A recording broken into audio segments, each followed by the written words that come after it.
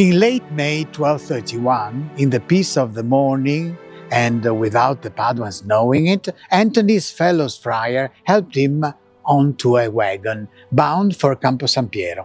The distance was covered in a few hours, but for Antony, who was feeling very, very bad, it seemed like an eternity.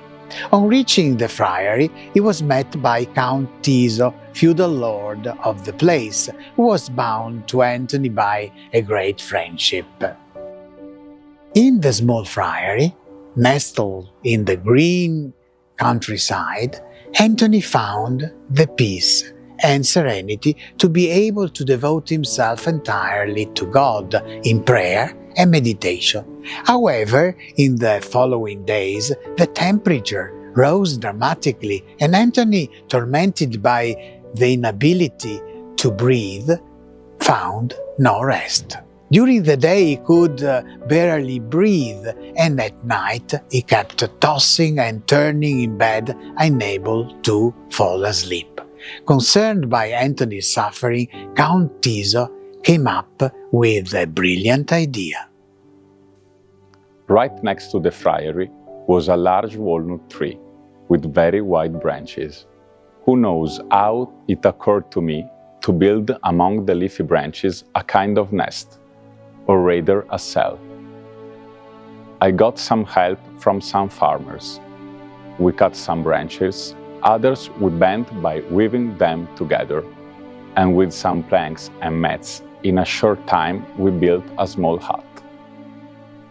In that little cell, in the shade of the large branches, Antony breathed better, and perhaps even felt closer to heaven. He would come down only at the call of the bell for community prayers and Holy Mass, and sometimes to return to his cell in the friary. That walnut tree no longer exists, but shoots were taken from the ancient stump, which have multiplied and live in the gardens of many friaries. These walnut trees have the peculiarity of remaining insensitive to the awakening of spring.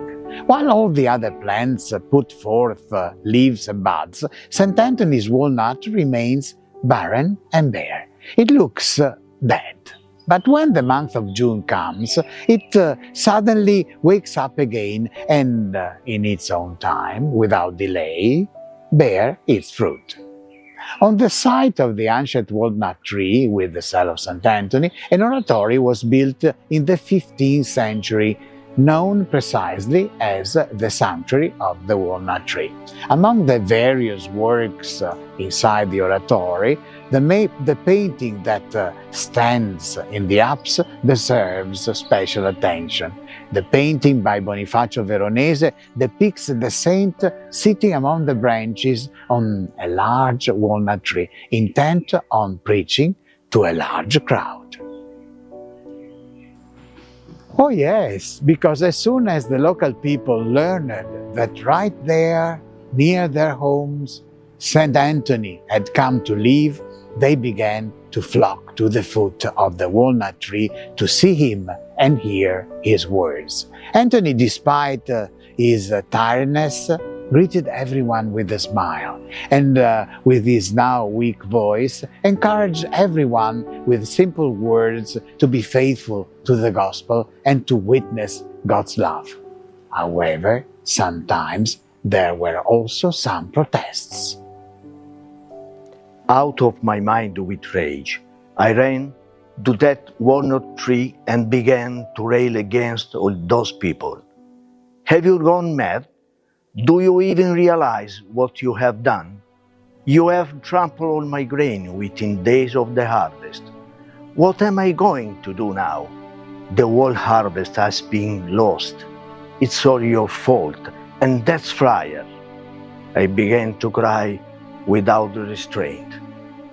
Then he appeared, St. Anthony. He smiled at me. Don't worry, he told me. Nothing has happened. You will see that when the crowd is gone, the trampled wet will return as before. Have faith, always have faith in the Lord. And it happened as he had said. The Lord desires that we all live as missionaries. That is, that we know how to carry Jesus' message of love, hope, and redemption everywhere through our words, but even more so through our actions. Let us therefore pray to St. Anthony to help us to do this. Dear St. Anthony, grant that we may be instruments of God's love in our actions, in the way we relate to the others, and in the way we respond to life's challenges. Amen.